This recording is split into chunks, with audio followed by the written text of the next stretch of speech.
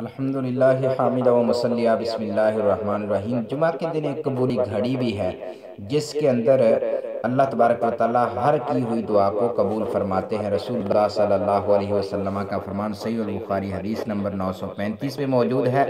جمعہ کے دن ایک گھڑی ایسی ہے کہ جو مسلمان اس گھڑی میں اللہ تعالیٰ سے بھلائی کا سوال کرے تو اللہ تعالیٰ اس کو قبول کرتے ہیں، اور آپ نے ہاتھ سے اشارہ کیا کہ یہ وقت تھوڑا سا ہے۔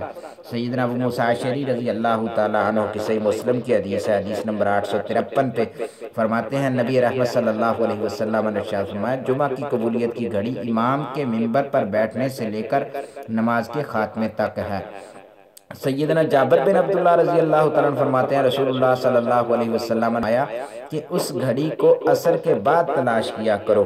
یہ سنن ابی داود کی حدیث نمبر 1048 نمبر پہ موجود۔ سیدنا انس بن مالک رضی اللہ تعالیٰ عنہ ترمذی میں روایت موجود ہے، حدیث نمبر 479 پہ سیدنا انس بن مالک فرماتے ہیں رسول اللہ صلی اللہ علیہ وسلم نے فرمایا، اس گھڑی کو جمعہ کے دن عصر سے غروب آفتاب تک تلاش کیا کرو۔